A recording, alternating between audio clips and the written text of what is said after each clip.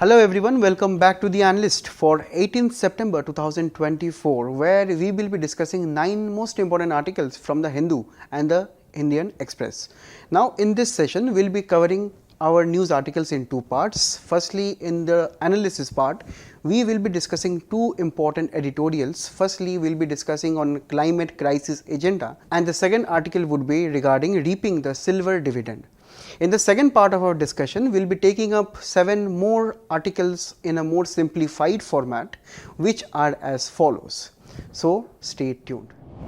Hello students, I hope you all are doing well. So with this, we'll be starting our very first article. In this one, we'll be looking into the climate crisis agenda with regarding a very important article that came in the Hindu. And this is where we have to understand the various aspects of climate change. Mostly, we'll be focusing in this article on what we should be doing to mitigate the same. So the context is that this is a very important discussion on the environmental issues that need urgent attention as of now, especially in Indian context. And this is a very important part of our prelims with reference to various provisions and the topics on environment, climate change and biodiversity. In GS3, we also have the topics of conservation, environmental degradation and environment impacts assessment, where we have to look into the ways in which we can mitigate the various environmental degradation that is taking place right now. Now we'll be starting with firstly, what is the status of the climate crisis all around the world? When we talk about the climate change, we have to understand that this is a very serious issue which is taking place all over the world, and that started definitely after the Industrial Revolution. Now in the comment section, can you let me know in which approximate period of time the Industrial Revolution began and what it entailed all about? So we understood that after industrialization, the pollution levels all across the world, most prominently in the Western nations or developed nations, they started to rise from around 1800s, 1900s. Still, even right now, the most of the pollution per capita can be attributed to the developed nations. While the developing nations, most of the developing nations, they kind of got their independence from the colonial powers from around 1950s, 60s, 70s, right? And we have to understand the overall brunt of the climate change they are having to bear. And with reference to climate change, we have various events which are taking place all around the world. Firstly, when we talk about the climatic conditions that are changing, the weather patterns that are changing. Firstly, there are increasing amount of heat waves in the entire world. Wildfires take place almost every year, most erratically in Australia, in Europe, right, in the European Union, particularly the area surrounding Mediterranean Sea. There are wide instances of flooding, especially in India and also our neighboring nations and also rest of the world. Next, we also have the increasing tendency of cyclones, tropical cyclones, typhoons, hurricanes and so on. Now recently in the comment section, can you let me know in which part of the world a typhoon occurred as of now, because these are the information which we covered in the previous analyst sessions also, and we want to know how well you are following the sessions. And also the droughts are increasing over a period of time, which is also leading to increased amount of desertification, which is the condition of loss of soil fertility and soil moisture due to various aspects of deforestation, climate change and so on.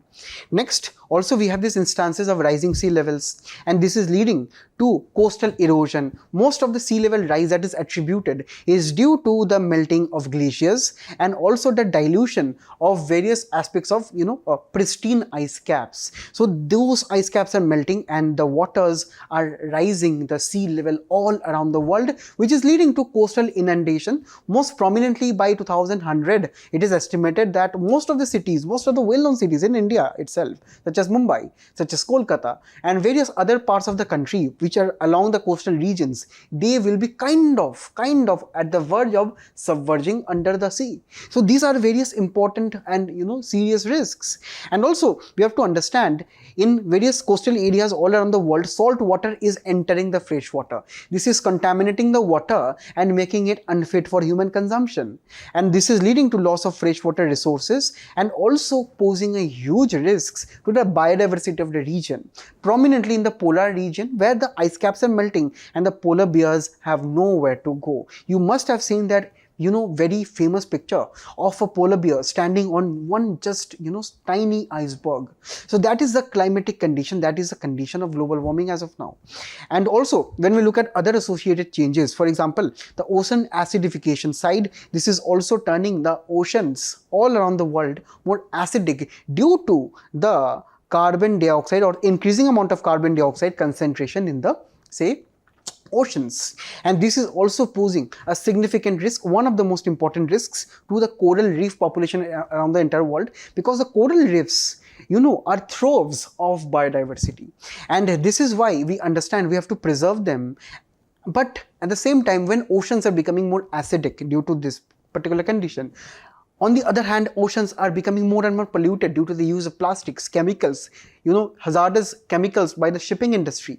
This is also leading to this, particular loss. Rising sea levels, increasing amount of carbon dioxide in the atmosphere. This is leading to greater amount of, say, a change in sea surface temperature. This is also leading to higher amount of coral die-offs. Now, in the comment section again, can you tell me, where do you find this Great Barrier Reef, which was recently in the news, which suffered one of its worst mass extinctions? Also, when we talk about food and water insecurity, everything is linked in the, say, natural world, and that is why heat waves, that is why droughts, that is why sea level rise, climatic conditions have the invariable impact on, say, the human basic needs such as food and water, and also on human health implications such as rising amount of people with bronchitis, with lung cancer. This is all attributed to the environmental degradation all around the world. And also, when we talk about India, in India, the extreme weather events and, say, the various other things that we witness from time to time is extreme heat during summers, during which we also have seen that in the past 114 years, the temperatures have risen by 0.6 degrees. Now, this kind of data, what I'm telling you all for, just for your entertainment? No. You have to note these things down. You have to code them in your mains answers to get that one extra point, one extra marks. So this will be adding a lot of value additions. And note, all of these reports are authentic. This is a report from MOFCC, Ministry of Environment, and from the IPCC, and also from the World Bank. So according to this, the extreme heat in the urban areas is huge.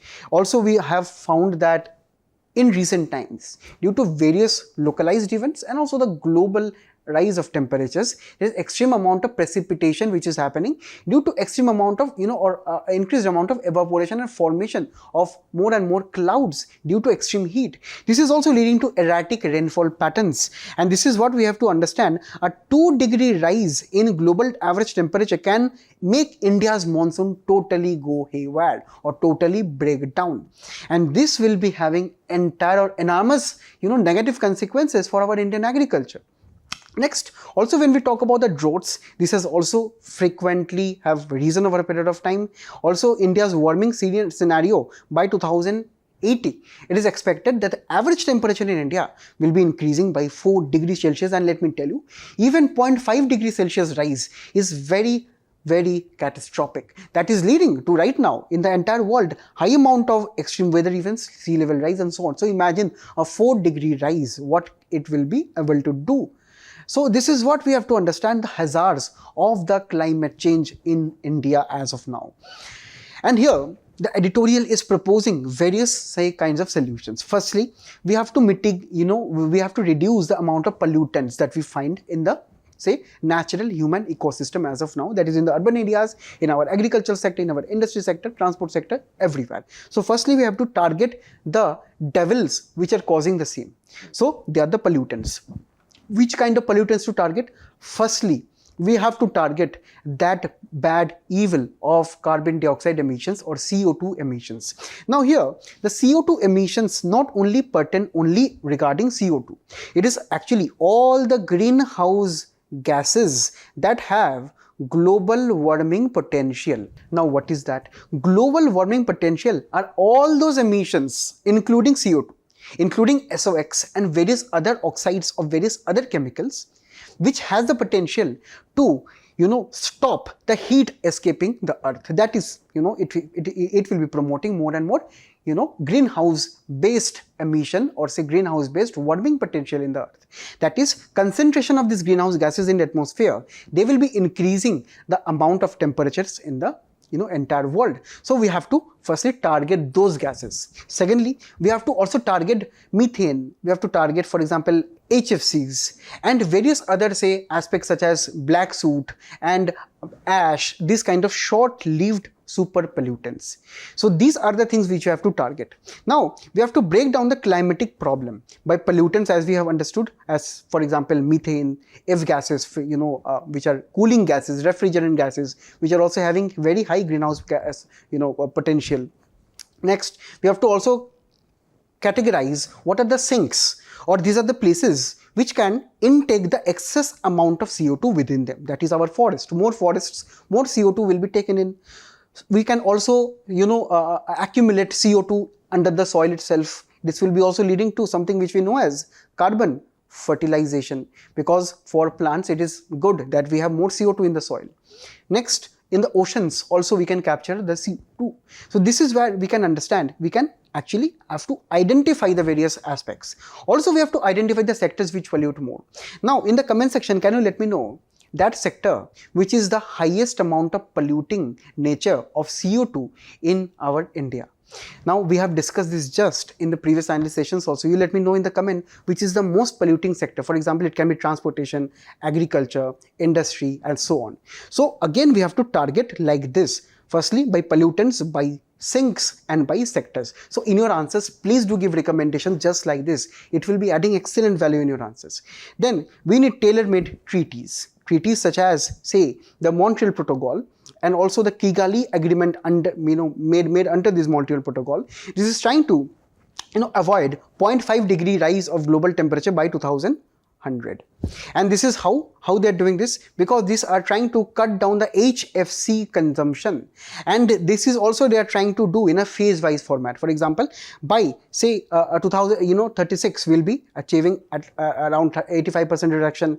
By 2045, by 2080 say 47 will be having 85% of reduction. So this is a target where we can have tailor-made treaties for each of the pollutant that we have discussed just above, right? Then we must be also targeting methane, because methane, while it is short-lived in the atmosphere, it dissipates in a shorter period of time, but at the same time it is having one of the most highest global warming potential, because it is more potent, it is actually more serious than carbon dioxide emissions, because it has the ability to capture more heat within themselves and hence make the earth more warmer, right?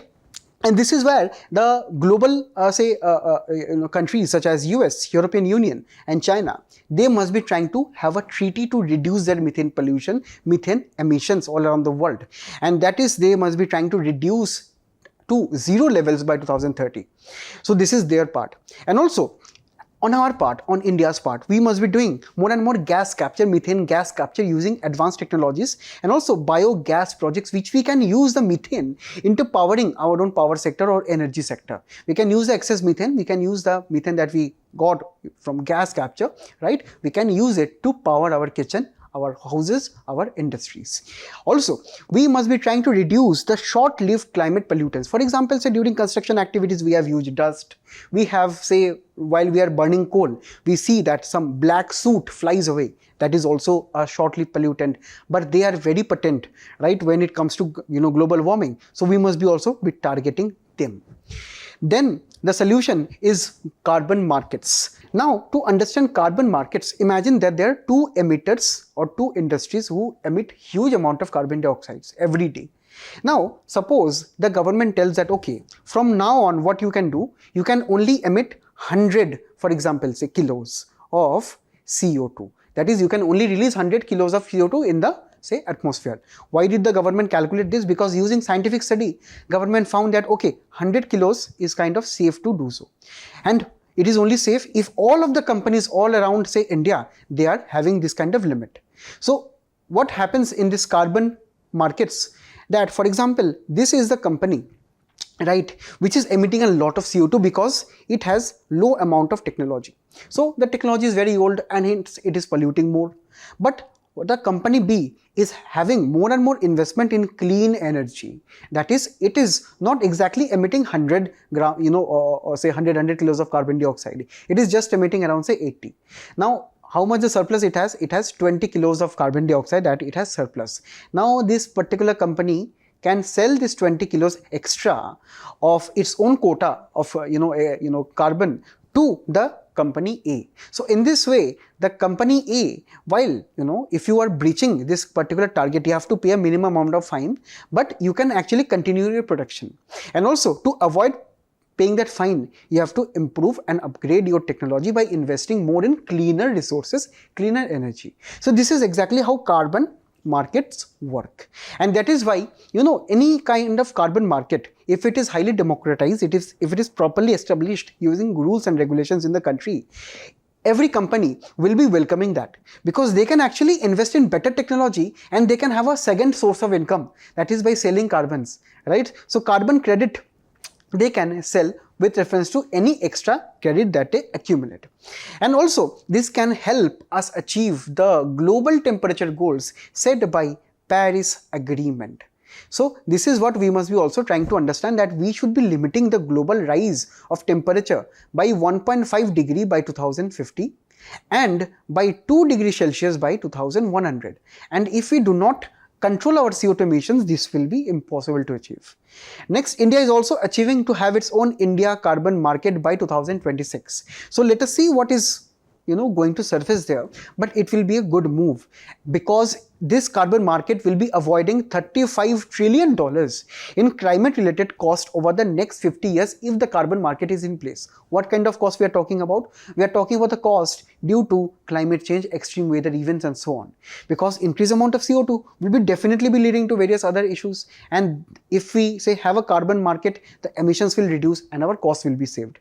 Then we must be having a nuanced approach to carbon trading. As of now, what happens in carbon trading, in normal carbon trading all around the world, even if a company is emitting methane, or say for example HFC, or for example say any other greenhouse gases, they are converted into carbon dioxide equivalents, right? For example, maybe methane is 5 times more polluting or 5 times more potent or global warming than carbon dioxide, so it is assigned a value of 5.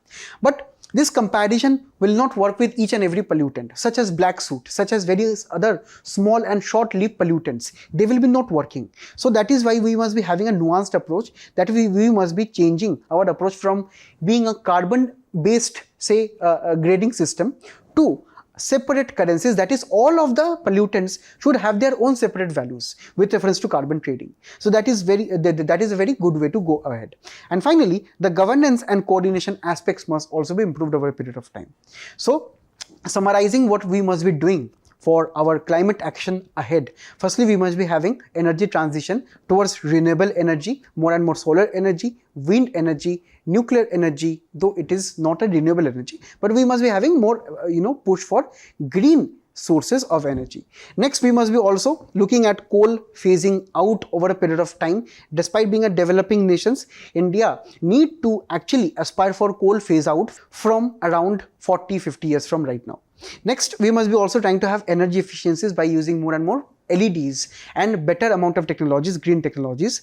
Next, with reference to environmental impact, we must be trying to have better adaptation measures. Then we must be having proper comprehensive policies to reduce air pollution, such as NCAP, GRAP, or the various other aspects regarding air pollution in India. Now in the comment section, you let me know around three major initiatives taken by the government of India to reduce air pollution. Next, we have to also undertake waste management to oversee the proper disposal of waste in the country. Next, when we talk about the policy and governance aspect of climate change, we also need to have comprehensive policies. Firstly, we must be having a broader Environment Act by subsuming the Environment Protection Act, Air Pollution Act, Water Pollution Act, even if it is possible to have various amounts of act subsumed under one single Environment Act to have better compliance. Then we must be also bringing in the corporate sector and increase their presence, and finally establish good amount of carbon markets. According to editorial, we kind of missed this opportunity in the 2024 Lok Sabha elections, when it was actually the time to clamor, to demand more and more aspect of climate change related aspects. And this is where the editorials and their wordings becoming very important. As we see here, India is not yet having a green party. That means these are the political parties, or say the political groups, or say the various social groups which focus on green policies, as we can see in the Western countries. And this is also, we can understand, during the Lok Sabha elections, we have seen low voter turnout due to extreme heat waves, due to various issues, flooding, rising unemployment, and so on. So this is where we must be having climate progressive leadership going ahead, and these are the words which we can use in our introductions and in our conclusions to actually enhance the quality of our answer. Now, in this respect, we have a main practice question for all of you. You mentioned a brief amount of summary of the same in the comment section below, right? The question is, a national climate crisis agenda remains urgent, discuss. Now, we'll be moving on to the next article. In the next article, we'll be talking about the silver dividend aspect, and here this is a discussion on the ways to achieve silver dividend in India, particularly with reference to recent changes made in the Pradhan Mantri Jan Arogya Yojana. And here, when we talk about silver dividend, it means that the amount of increasing elderly in our own country, it is going to reach around 300 million by 2050. And this is where we understand in India, from around 2070-80 onwards, there will be more amount of elderly people living with reference to the young population. And when we understand India is the fastest aging country in the world, while it is also the fastest, say, country which are having more and more youth over a period of time, but obviously over a period of time, people will be getting old. And as of now, the life expectancy in India is around 70 years. And when we talk about from 30 years from now, the elderly population is expected to triple from around 104 million right now, at 2011 levels, to around 300 million by 2050. Also, we understand elderly population in India is actually more than the population, or around the size of population of Mexico and Russia. The 2050 population of elderly will be close to the population of US, right? That is around, say, 326 million. Right? So we understand this is a huge, say age group, or say population which will be residing in the country. And that is why we must be taking proper steps to, say, make their lives more better in their elderly age. And according to various studies and researches, it has been found that the increasing amount of communicable disease, non-communicable disease, and the various disabilities have been seen more in, say, 70, 80 and 80 plus age group in the country, right? And that is why the need for insurance, or say health insurance, is extremely important for them. We understand that only 1 in 5 persons above 60 is covered by health insurance in the country. With around 92% of the workforce engaged in the informal labor force, the financial burden is actually falling on the people who do not actually have a proper amount of health insurance, right? And also, recent recent studies which you can actually quote in your answers tell that nearly half of the Indian households seek hospitalization, outpatient care, which is a particular, say, amount of hospital visit, typically less than 1 or 2 hours just for consultation, right? That is leading to around, say, impoverishment of around 15% of Indian households, because it is famously told, or you can also tell it as infamous, that an Indian family is just one hospital bill away from poverty. We must be understanding the significance of this statement, that most of the savings, life savings, they try to, spend, on various, say education, on health, on various other aspects. But once an Indian family, is admitted at an hospital, particularly with reference to older people, all of their life savings, they go away. That is, they spend out of their pocket. When you do not have any insurance, they have to spend out of their pocket, and that expenditure is very, very high. And that is why the government of India recently announced to include the elderly population in the social security of health aspect. So this is under Ayushman Bharat. So we'll be talking a brief on this. Ayushman Bharat is a flagship health assurance scheme which is providing 5 lakh rupees per family basis, which is covering secondary and tertiary care at various hospitals and various other clinics. The beneficiaries will be identified on the basis of socio-economic caste census based on 2011 levels. The services will be surgery, medical, or say daycare treatments, cost of medicines and diagnostics. And they can also cover various pre-existing diseases from day one.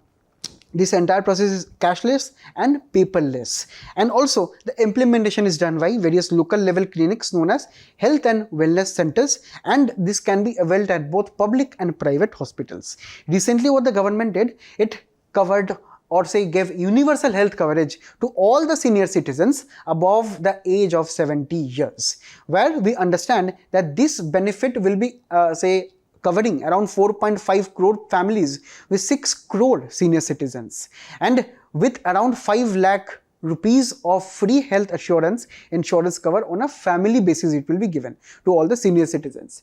Eligible senior citizens will be given a new separate card apart from this Ayushman Bharat card. And here senior citizens above the age of 70 years who are already covered under this particular scheme will be getting an additional top-up of 5 lakh rupees. So earlier a family who had this Ayushman Bharat of 5 lakh rupees, so now the senior citizen will not be including that. Senior citizen will be having the benefit of an extra 5 lakh rupees per family basis. And those senior citizens who are already covered or availing the various benefits of other government schemes, they can also opt in or opt out of this particular scheme. But the article is alleging that it's this enough. Firstly, we understand that in India, we always have this perennial issue of insufficient funding. We understand that over a period of time, right, with reference to the shares transferred to the various state governments by the Ministry of Health, right, it is decreasing over a period of time, as we can see, right. Also, when we talk about India's per capita spending with reference to other countries, and this data is very important for you all. So if you understand that it is only at around $25, right? So this is what we understand, this is per capita public spending. So this is very low, even lower than Bhutan, Vietnam, Sri Lanka, China, South Africa, Brazil and so on. These are all the developing nations. We are actually the lowest among them. Then we also understand the union government and the state spending, as we can see here, right? The states are spending more than the government of India, that is the center, right? At which we can find as a percentage of GDP, right? It is just 0.28, that is the expenditure on health. It is only 0.28% of GDP at the central level. It is around 1% at the state level, right? Also, we can understand with reference to National Health Mission expenditure of the government of India, central government, it is also decreasing over a period of time. So at least from various graphs and figures, we can understand that funding is very low. Then the coverage under this Ayushman Bharat, that is also not enough because it is neglecting outpatient care or say small visits to hospital, consultation charges, right? Then it is also not having preventive care, or say if a particular person is expected or say diagnosed with a particular disease, right, and is not yet hospitalized, now that person has to take care of herself, right? So those expenditures such as preventive care is not taken care of. Then palliative care, for example, very serious illnesses, they are also not covered properly because these illnesses take a long period of time and will be typically exhausting the 5 lakh rupees limit. And here we also understand the public health spending is also stagnant over a period of time with no motivation to increase. So that is why we need holistic reforms. Apart from this particular say enhancement of the scheme of Ayushman Bharat, we need better amount of health models such as Canada, Europe and Australia, where in those countries we can use this particular statement in our answers also, where in those countries, these countries view health as human capital. Also according to Amartya Sen, right, we understand that we have various capabilities as human beings, such as our capability to learn, our capability to work, be healthy, and these are all having say or giving us the opportunities to earn our own livelihood. If we do not have this properly, how will we functioning as human beings or say as a society in an economy? So this is where we understand that any human being is a capital, and the main onus of improving capability is with the central government or with the government of the day. That is, the healthcare should be a public service, not a profit making say agency. And apart from this, which are the issues of underfunding and so on, we need more say aspects of measures. Firstly, we must be promoting healthy aging. Firstly, we must be spreading the awareness of insurance among the people, because we have seen 1 out of 5 people above the age of 60 years only have insurance. So this is what we must be trying to promote. That is, we must be trying to firstly have them tell them about the importance of insurance, then promote the use of various investment opportunities for retirement life. Then with reference to this particular scheme, we must be expanding coverage, we must be diversifying funding from various other private sector, corporate sector, philanthropic organizations, NGOs and so on. We can also extend the other benefits such as giving dental care, mental health services and long-term care, palliative care under this scheme itself. Then we must be also strengthening the public health infrastructure in India by investing more in the same, by having better amount of doctors per population, better amount of beds, higher amount of hospitals and so on. Then we must be also trying to reap the silver economy, which is the economy pertaining to the various goods and services which will be sold to the people aged 60 years and above, such as with reference to various people in their 60 plus years, they have the various demands with reference to tourism. They can also have interest in fitness, they can also have interest in culture, fashion, real estate, finance, cosmetics and so on.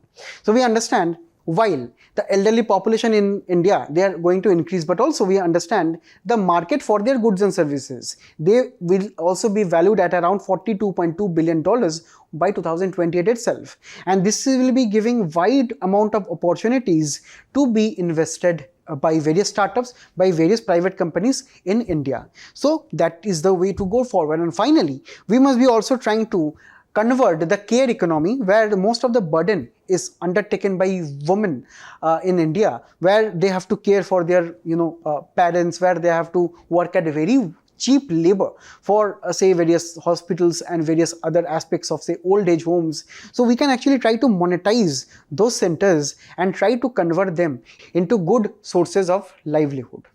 So based on this, we have a question for you all. While the Ayushman Bharat is a valuable initiative, it cannot alone guarantee healthy aging for India's elderly population. Do you agree? Present your arguments. You let me know 2-3 of your arguments in the comment section below. Now in the next article, we'll be looking into an editorial which is talking on the aspect of death penalty and also the various recent incidents on the violence against women. And this is a very important article for your prelims, for polity and governance, for GS1 on the role of women, and GS2 where we have to also look at Indian Constitution. Now here, firstly we'll be looking at some data. As we can see, from 2022 alone, the NCRB report has reported around 31,000 rape cases in India, and that converts at around 4 rape cases each hour. Now this is a very serious case. These are very serious statistics that you also have to keep in mind. Also, when we talk about the number of cases with reference to rape or gang rape, they are around at 250 cases. The cases mainly come from states such as Rajasthan, Uttar Pradesh and Madhya Pradesh. And also, when we talk about the recent RGKar incident, which we all know of, which we also discussed in the previous analyst sessions, we understand that the West Bengal government has brought in a bill to actually make the process of prosecuting the various accused under rape cases more stringent. Firstly, it is introducing punishment for rape and murder with reference to death sentence, with reference to the national various existing laws. The West Bengal bill is actually more severe, right? As far as national laws are concerned, under the BNS, the particular amount of death sentence is actually not properly denoted as is given under this West Bengal legislation. With reference to fast track court, the fast track court will be established also with reference to the existing law, that is also not talking about a dedicated fast track court. It is only talk about the funds that can be given to the states. Further, this bill of West Bengal is much more stricter, that is having the investigation must be concluded within 21 days of initial report, right, where in the national bill it is ranging from around 30 to 60 days. Also, with reference to victim's identity, if that is being disclosed, the person will be having an imprisonment of 3 to 5 years. So this is the various stringent provision of this particular West Bengal bill to bring in the aspect of death sentence for rape cases. Now, when we talk about the global, say, instances of, say, death penalty, nearly the author of the editorial is talking about that nearly 3/4, right, of the countries have abolished death penalty in law. So this penalty is actually looked upon by around 112 countries who have totally completely abolished, right, and around say 144 countries which has actually tried to abolish in practice or in law too. Now, with reference to India, with reference to, say, our own neighborhood, we find that Bhutan, Nepal, Sri Lanka, Maldives, they have also abolished the death penalty, but India, Bangladesh, Afghanistan, they are still continuing this particular aspect. In 2023 alone, according to this article, there have been around 120 recorded death sentences, and this is also a constant rise since 2019. And we understand that while for such cases serious punishments are obviously being asked for, but on the other side, death penalties have various pros and cons. Firstly, when we look at the pros, it is acting as a strong deterrence against such crimes. Then it is also seen as a retribution against the heinous nature of crimes such as rape and brutal murders. Then it is also acting as a closure for the victim family, a final solution for the victim family also. And finally, it also prevents, say, re-offending of such offense. It sends a public message to those perpetrators. But on the other side, there are also cons. For example, there can be risks of error with reference to various cases pending in judiciary. The cruel and unusual punishment, as we can also see here from this part of the article, right, with reference to inmates, because they can belong from any caste and class, they have various mental health issues, and they are also sometimes not given any state, say, support by the various lawyers, right? They have to bear a high amount of legal fees. The cost is also very high, and also the justice cannot be served is the cost is very high in this manner. And also there is a moral objection with reference to death penalty, right? Because the morality tells that the state cannot take the life of individuals, right? So that is also one of the aspect. And also if we can see, prisoners on death sentence has been increasing over a period of time.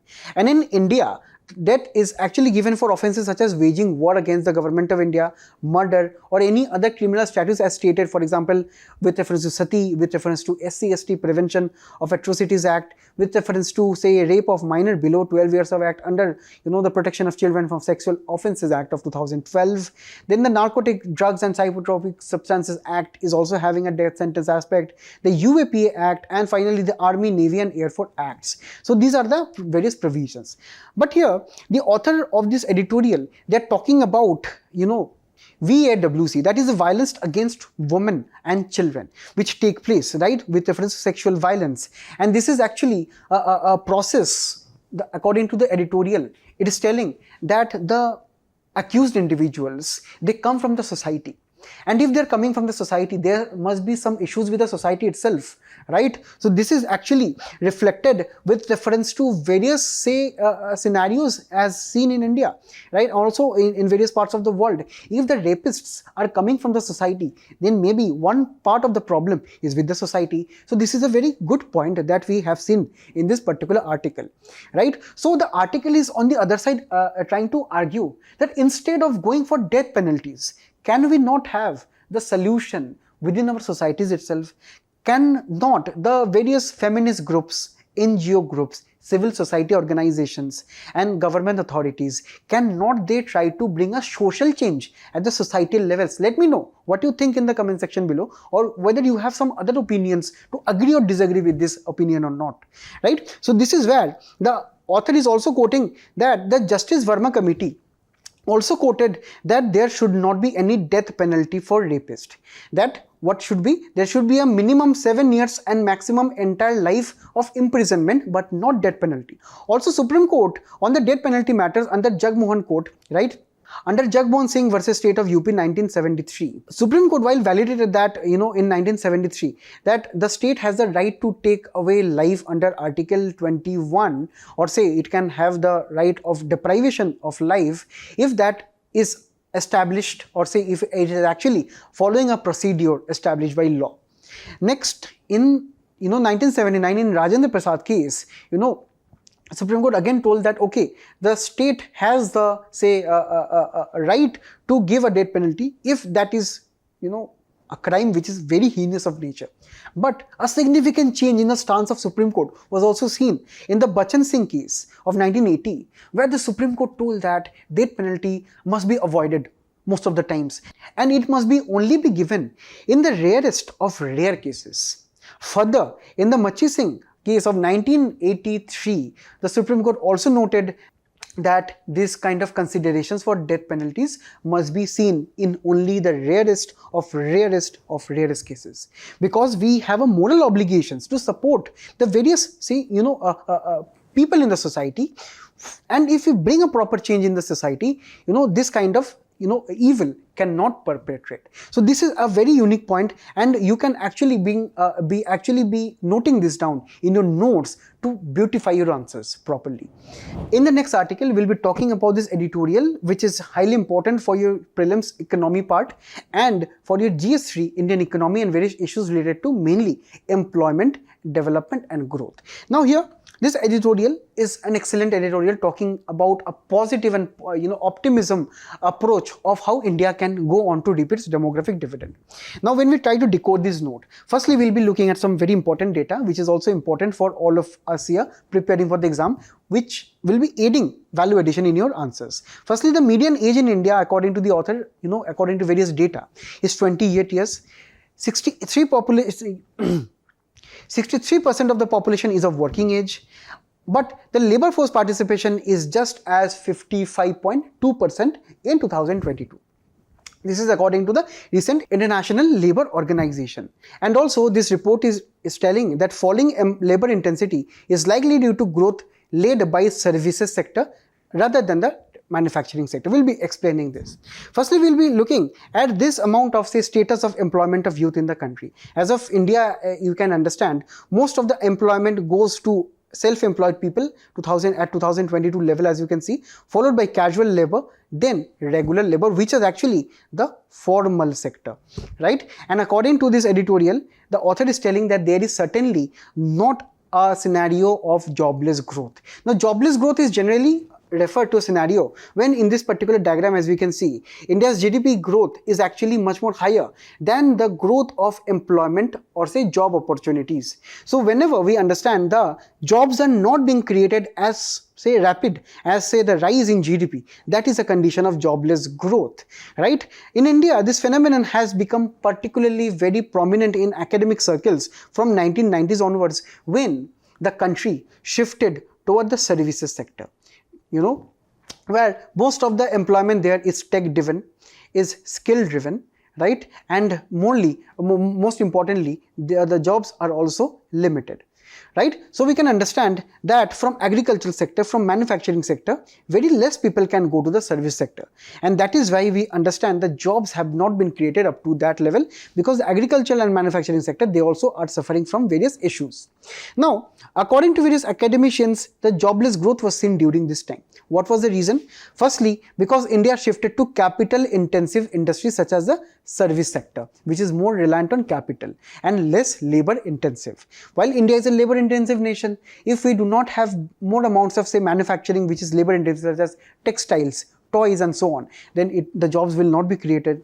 Next, inefficient labor markets due to rigid labor laws earlier, various amounts of permissions, license raj existed earlier, that also created this.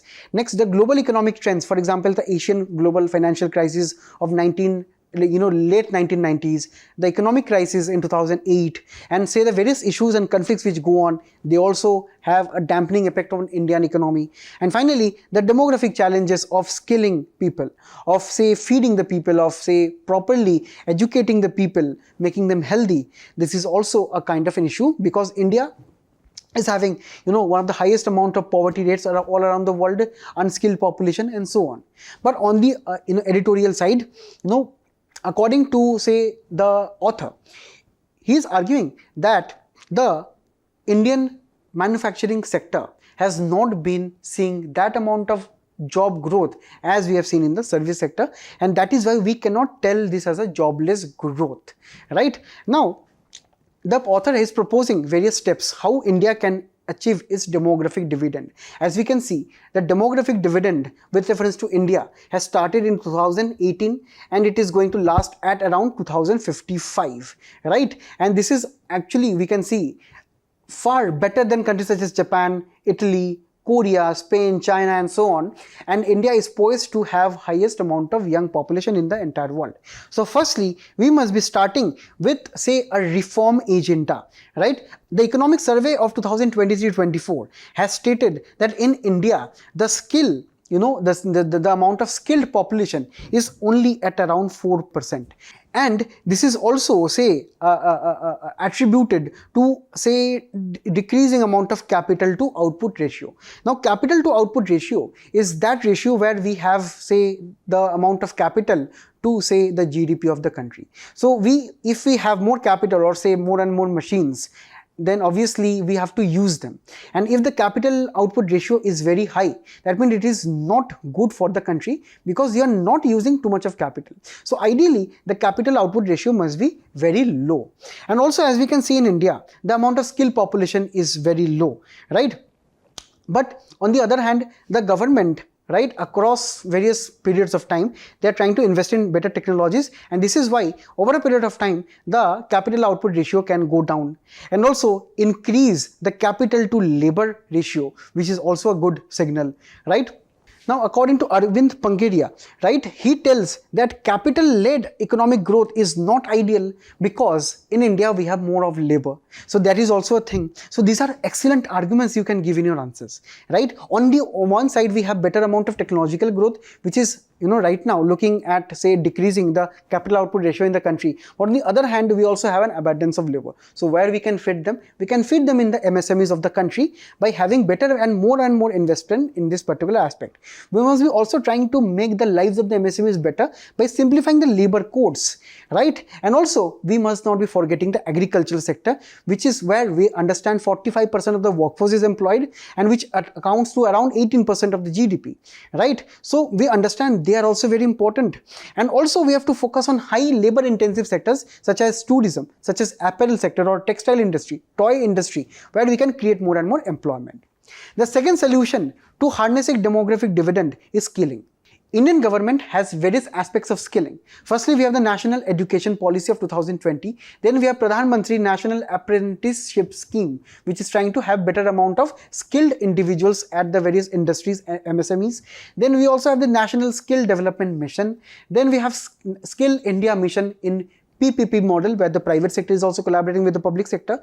And finally, we have the National Council for Vocational Training. In the comment section, you can let me know 2-3 more important skilling initiatives in the nation. Please do let me know. Let me check how well you are following the sessions. And also, we understand that the economic survey highlighted that only 4.4% of the workforce, right, around 4 to 5% of the workforce approximately, if we can try to have a guess, have an estimate, it is having this amount of skilled population. That is why we must be increasing the efforts in our skilling aspirations, where more and more PPP, more and more on the job training must be done. And mostly the government of India must recognize that skilling is a lifelong process. It must be improved over a period of time. And also, the national education policy must be incorporating the vocational training, critical thinking, and so on. And finally, the third aspect of improving the education aspect, the skilling aspect, and the overall demographic dividend aspect is to capitalize on the growth of artificial intelligence and machine learning in India, where we have to understand that with reference to, say, increase in productivity, advancements of AI, with reference to GDP growth across the entire spectrum, AI can positively benefit the sector, where there must be proper regulations to govern its growth and its development.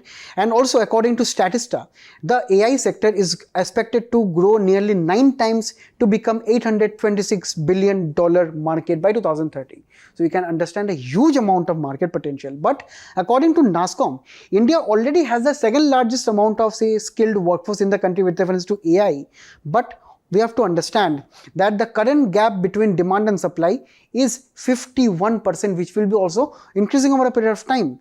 And also, we must be trying to increase the skilling aspirations of the people over a period of time with reference to, the various aspects of demographic dividend in the nation. With this, we'll be moving on to the next article. Now in the next article, we'll be talking on the nature of Jammu and Kashmir Assembly, which is an important article for your prelims, for Indian polity and governance, for your GS2, for Parliament and State Legislature. Now in this article, we will be talking about the first phase of Jammu and Kashmir election, which will be taking place today itself. And this will be the first election since 2019, when the Constitution Compact of Jammu and Kashmir was altered by the abrogation of Article 370. Now, it was very substantial, and as of now, the recent elections, this will be selecting the various MLAs, where the new assemblies will be for a union territory and not for a state. Where we have to look a little into the Jammu and Kashmir Reorganization Act of 2019, where the first schedule and the Article 3 of the Indian Constitution was amended, right? Where this concerned with reference to formation of new states and alteration of boundaries or existing names of the states. And also with reference to Article 339A, which is actually applicable to Puducherry Union Territory, right?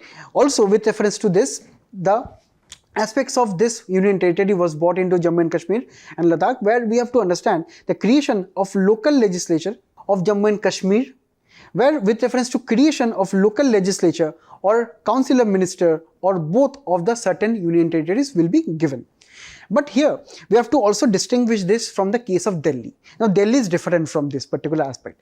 Delhi is having a unique status under Article 239AA, where we have the land, public order and police under the LG, which is under the Government of India, right? And control over the services is also kind of controversial, with some of the control with the Delhi government and some of the control with reference to the union government under the LG, where there have been many issues, particularly with reference to the Delhi government versus the LG, which we see in the news most often.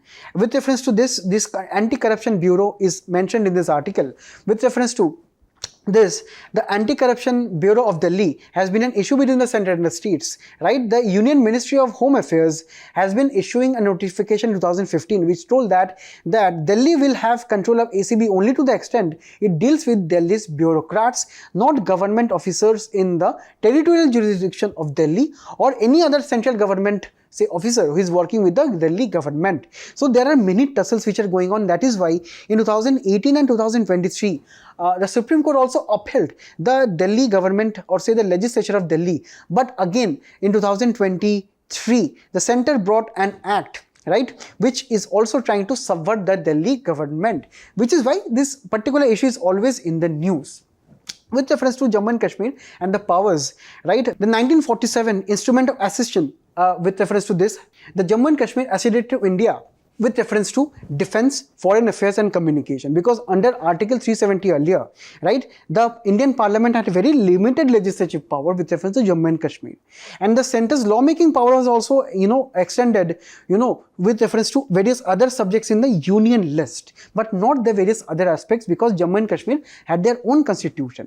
But with reference to this, the reorganization of 2019 of Jammu and Kashmir, this actually made the LG of Jammu and Kashmir more strong, because according to section 32 of this particular act, right, the legislative power of the assembly states that subject to the provision of this act, the legislative assembly can make laws for any part of the union territory of Jammu and Kashmir with reference to any matters enumerated on the state list, except mentioned at 1 and 2, which is actually the public order and police. Right. So in the comment section, can you let me know the difference between this Jammu and Kashmir and the Delhi case? So what is the difference that you can identify? And also with reference to respectively the concurrent list in the 7th schedule of the Constitution, insofar as such the matter is constituted or applicable with reference to the union territories. So but we have to understand, states on the other hand have the freedom of legislating with reference to concurrent list on with reference to any extent such a law which is not contrary to the central law, right? So this particular thing is also absent. With reference to the second provision, or the second power of the assembly under section 36, we understand that this is a very important power with reference to financial bills, because these provisions states that a bill or amendment shall not be introduced into or moved into the Legislative Assembly except on the recommendation of the Lieutenant Governor. If such bill deals with other aspects such as the amendment of law with reference to any financial obligations undertaken or to be undertaken by the government of the Union Territory. That is in simple words that any kind of financial bills, right, they cannot be introduced without the recommendation of Lieutenant Governor. And according to various experts, it is also stated, this can create a scenario where each and every bill can have a financial obligation with reference to the Lieutenant Governor. The Lieutenant Governor can tell with reference to any bill, even with reference to land, that land is having a financial obligation. That is why we cannot introduce any bill with reference to this particular aspect. So the powers of Legislative Assembly is stated to have limited, because it is the Lieutenant Governor which is having the highest amount of authority in this matter. Also with reference to the separate powers of LG, right, under the section 53, the role of council ministers are stated, right, that the Lieutenant Governor shall in the exercise of his function act in his discretion. So discretion is also brought into the picture, right, which actually falls outside the purview of the powers conferred on the Legislative Assembly, or in which he is required or by law to act in the discretion with reference to any judicial function, right, or with reference to any All India Services and Anti-Corruption Bureau. That means that apart from public order and police, the bureaucracy and the Anti-Corruption Bureau will also be under the LG's control, because with reference to Council of Ministers, the LG is having an upper hand. Also, the provision is stating that any question arises with reference to any matter which is not with reference or respect which is the Lieutenant Governor is by under this act required to act in his discretion. The decision of the LG in his discretion shall be final. So decision shall be final. Validity of anything by the LG shall not be called upon the question or brought with reference to any matter which the LG has acted in his discretion, or to the question with reference to any which, or say with reference to the advice that was tendered by the ministers with reference to the LG shall not be inquired into any court of law. So these are the various aspects of, say, the powers and the aspects of LG and the Assembly where we need to be aware of. Now in the next article, we'll be looking into the COP29 or COP29 which is taking place at Baku, which is the capital of Azerbaijan. Now this is a very important article from your prelims perspective with reference to environmental, ecology and climate change aspect, and also for your GS2 considerations where we have the conservation, environmental pollution, degradation and so on.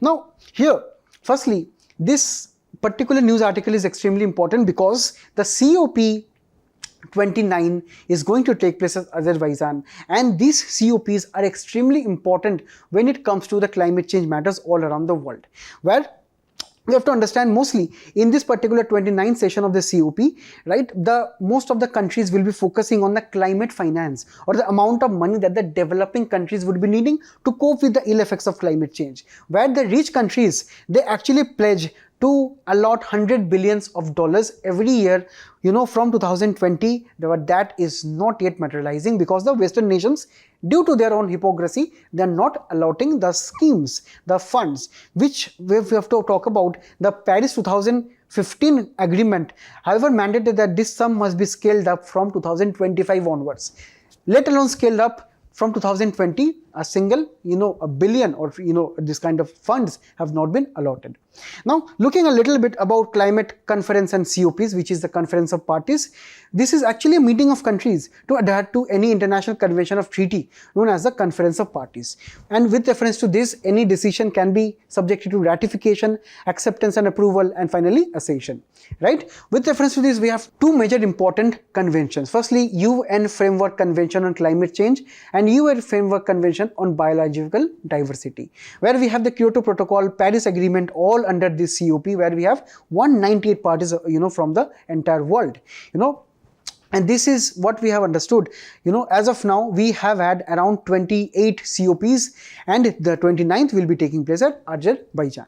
And here, in this particular one, Azerbaijan has decided to launch its own fund to help the developing nations cope up with climate change.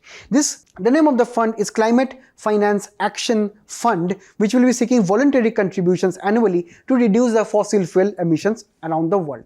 Half of the fund will be going towards the financial obligations in the developing nations, because as we can see that there is a huge gap of climate finance all around the world.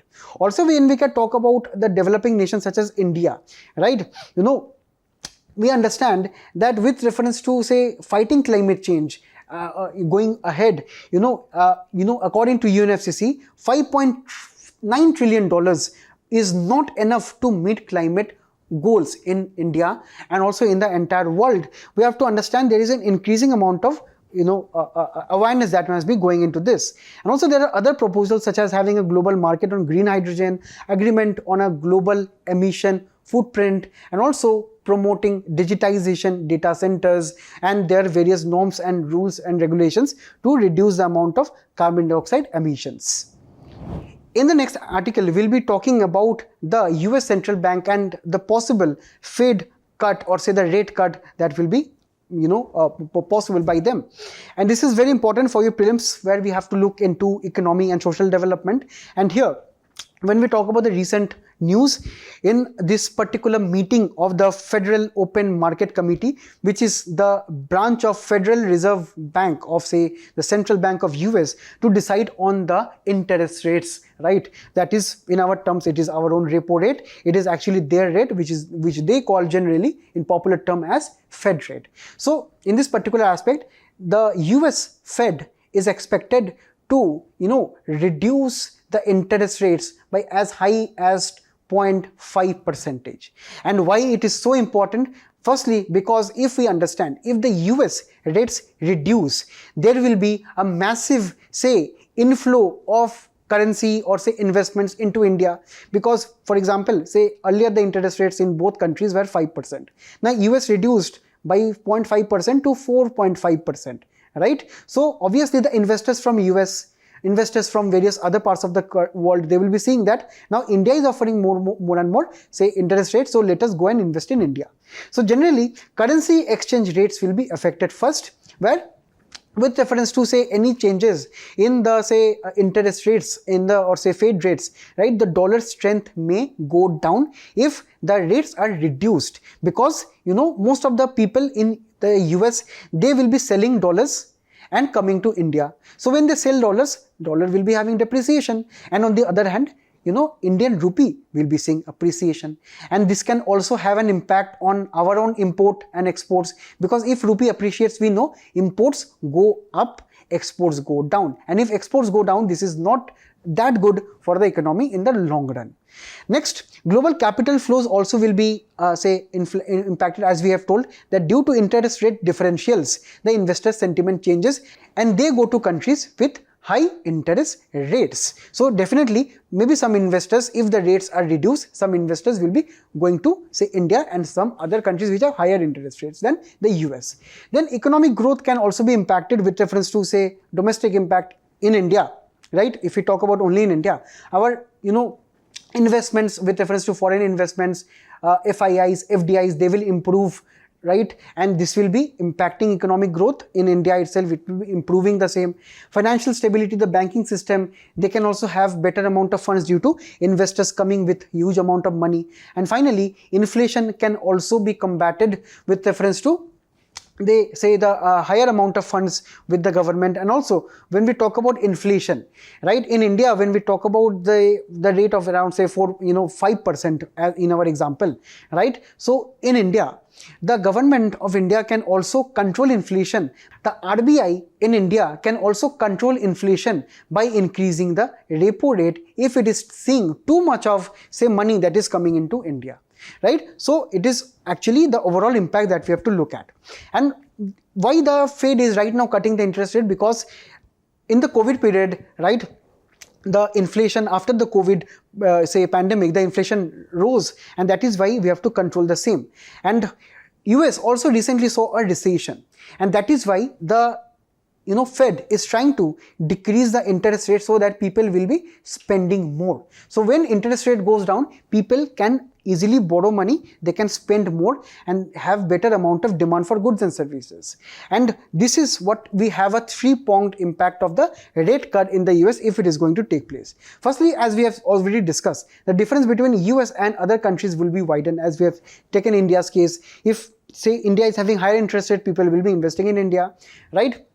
And also it will be having a better amount of economic growth in the US also, and in India also, because most of the say investments are coming to India, and also people in the US, they are borrowing and investing in businesses and so on. It is a win-win scenario for all, right? And also lower returns in US debt markets or bond markets could also trigger a change in the emerging market and have a better amount of foreign investment in the emerging markets such as India. So these are the main important things that you need to know with reference to this article. Now in this article, we will be looking into the WPI inflation, which slowed to 4-month low of 1.31%. As we have seen that the WPI is actually having a base year of 2011-12.